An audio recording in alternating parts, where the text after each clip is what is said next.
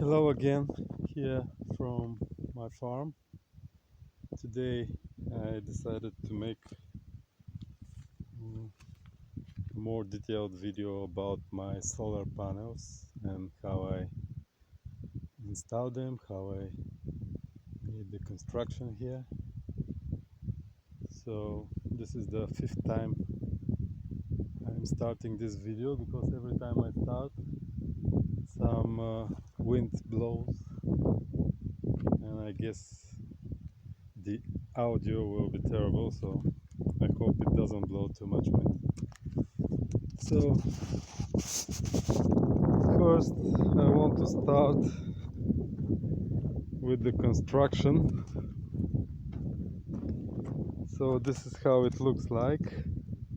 Here I even made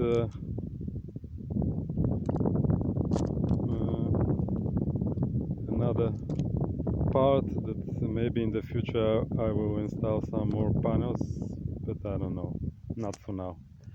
So how I made this, I use this long wooden boards, very long. I added 2 of them together, and they're very long. They go all the way down from the top, and so they look, let's say these are these 2, and I put them like this from the top to the bottom.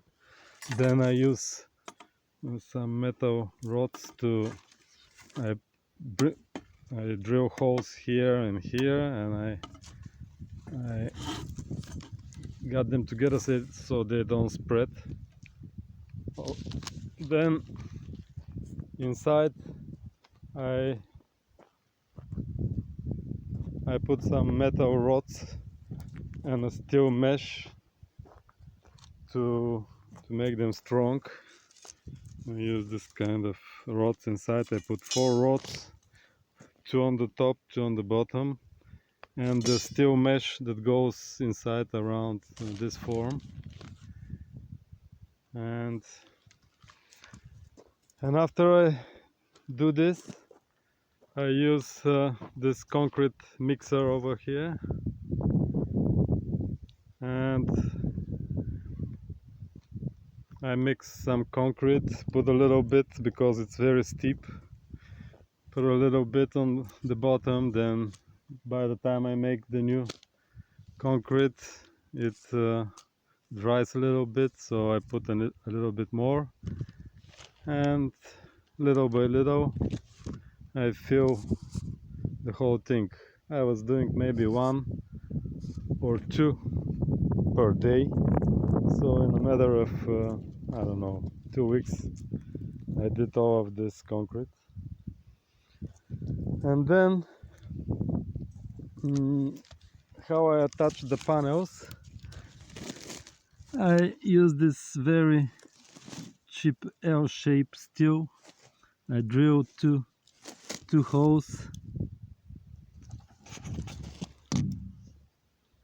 I don't know if you can see this, but I drilled 2 holes here, 1 hole on the top, and with this little bolt here. You know, everything about this solar is very, very expensive, so I make it very cheap. Another L shape, aluminum. I drill a hole on top and use it here,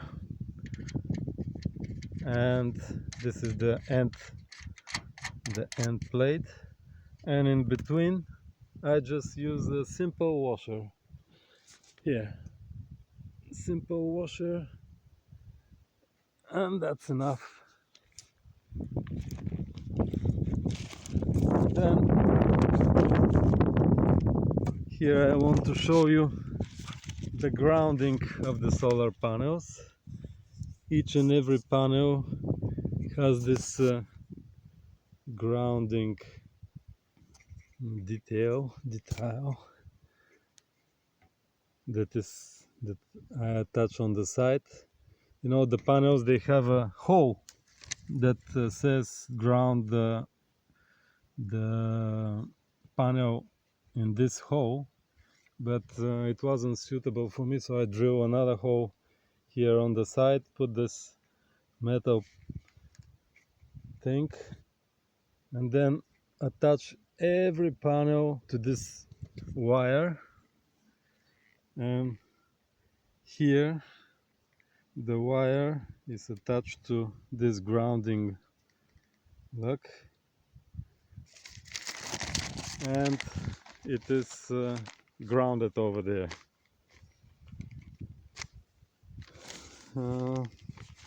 The panels are, as I said on the first video, they are connected in series, so each panel has two cables.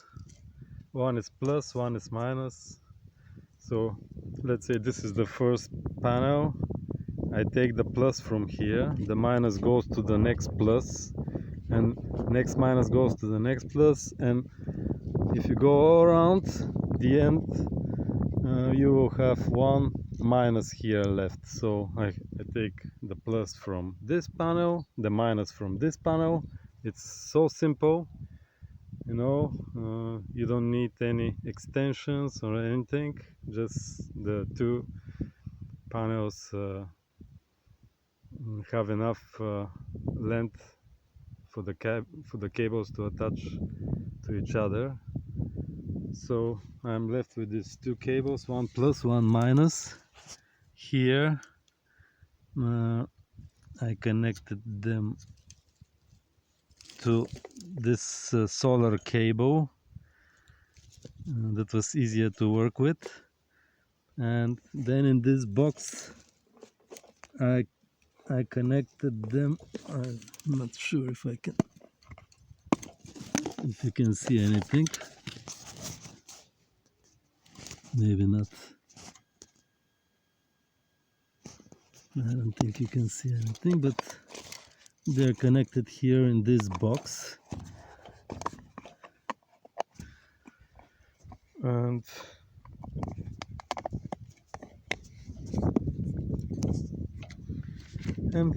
after that I use the simplest cable there is. It's just one,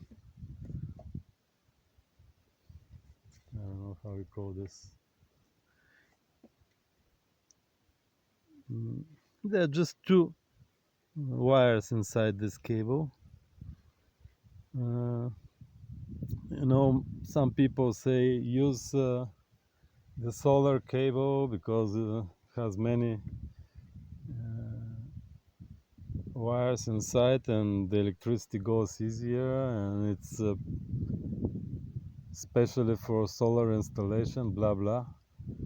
But this cable is like 3-4 times more expensive than this one, and because this is a AC coupled system,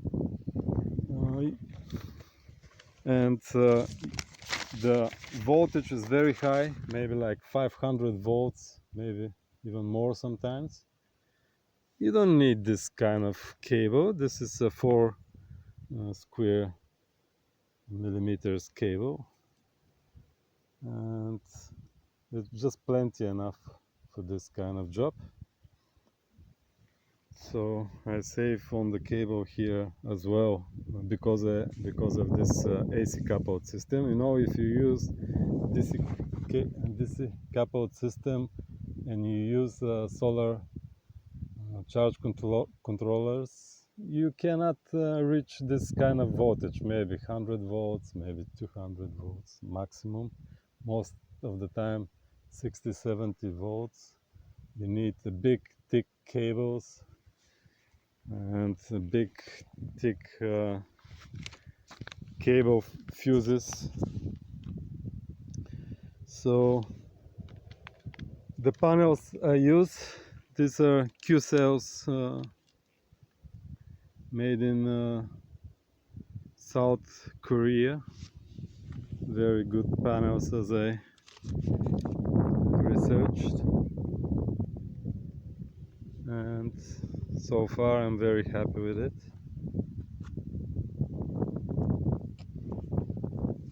Here on the slope I'm planning to mount some L-shaped steel so I can climb and go up and down easier if I need to clean some snow or something.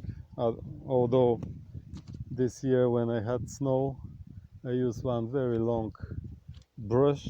It was so easy to clean the snow, like in 5 minutes I cleaned the whole thing. Here on the bottom I am planting some strawberries, although I still haven't made any watering system, and they dry last year. Some of them died, but this year I'm going to install some drippers. Here I put some more soil for the strawberries.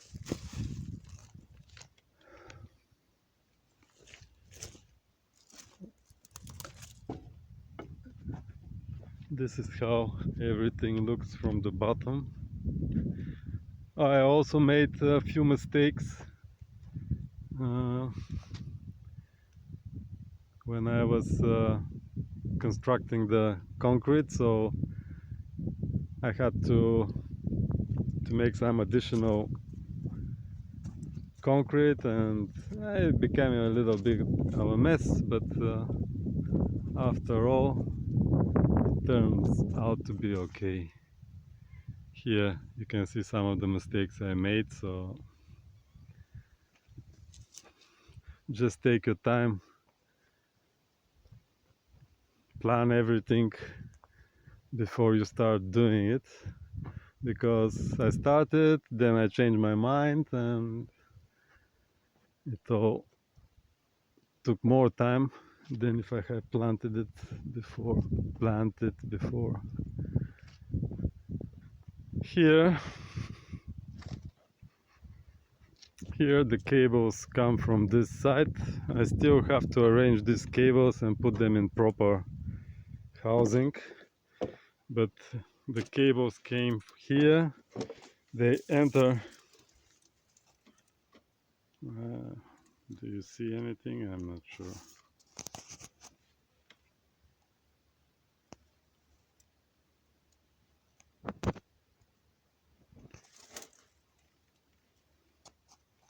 Yeah, I'll use this box.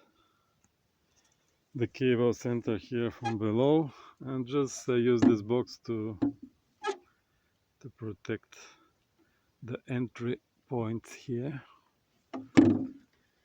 They enter inside the room.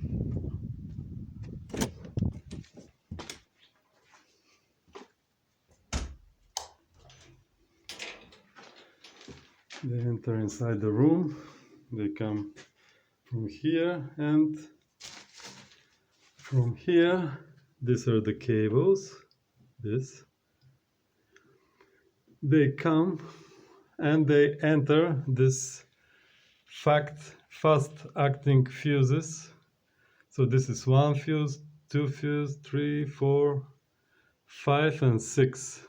I have 6 groups of panels, 2 for each inverter. I have 1, 2, 3 inverters.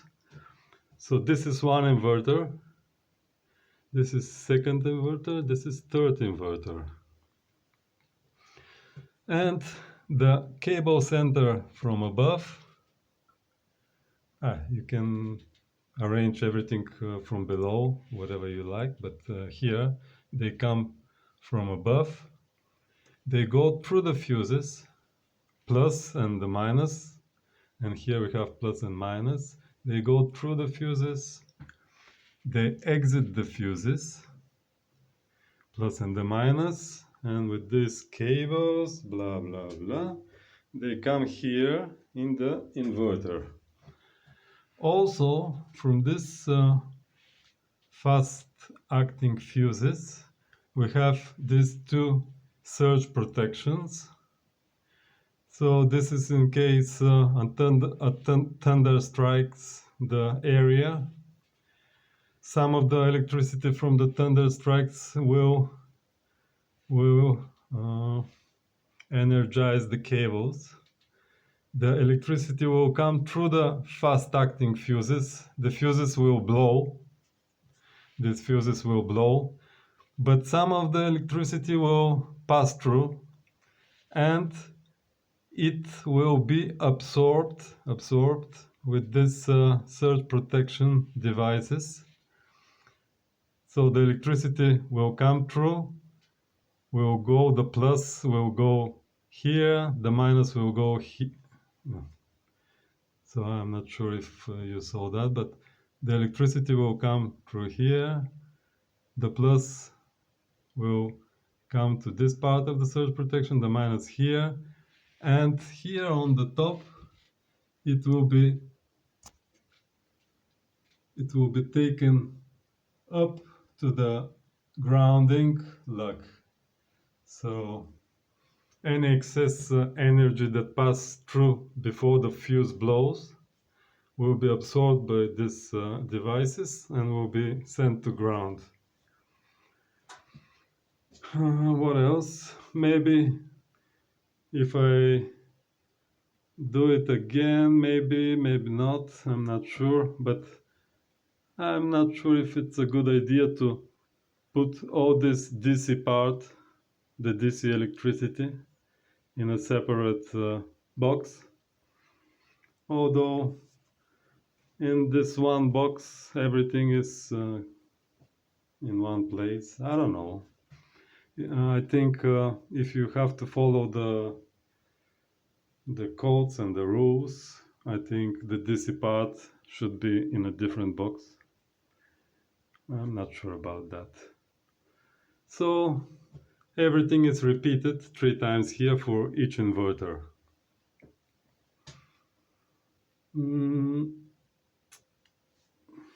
Let me see if I cover everything about the solar panels.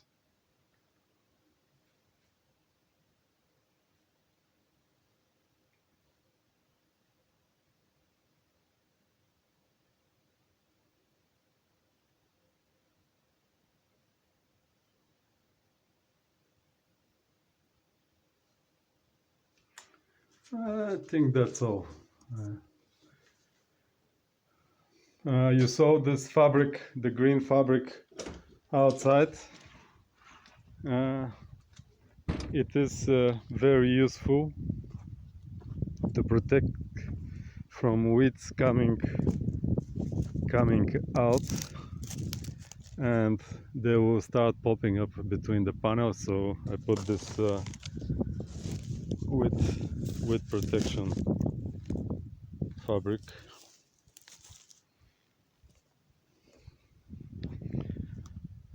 I'm not sure if I covered everything, but I think that's all about the solar panels. Really, it's nothing special.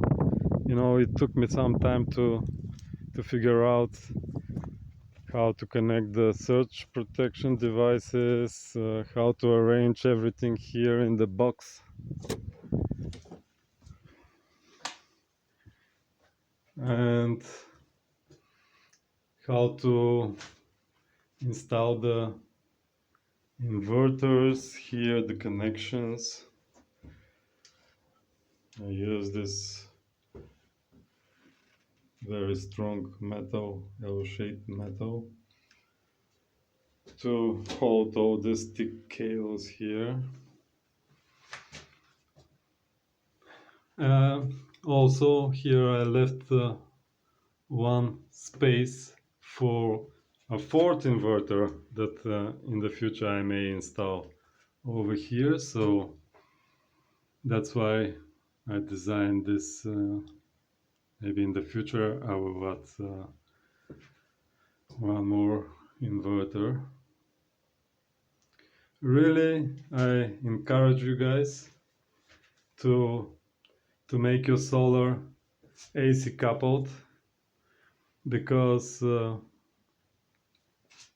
you you don't have to deal with all these DC charge controllers, very high amperage electricity. Also, mm, you cannot actually use the DC electricity. You know, you have to put it inside the batteries that will cycle the batteries more. Because first the electricity must always go through the battery, and then yeah, if you use some it will go straight to the inverter, but you know, most of the time uh, you cycle the batteries more. Also, here when the AC coupled system is AC coupled, you can use the electricity right away, straight after it exit the solar inverters. They don't have to go inside the batteries, they don't have to go inside this inverter. You just use it right away. That's why I have three solar inverters and only two um, chargers, inverter chargers, because most of the time I use the electricity that comes from one of the inverters right away, and only two of the inverters I use for charging the batteries. Well, next video will be probably about the inverters then, when I find some time. Okay, if you have any questions, ask in the comments below. Bye.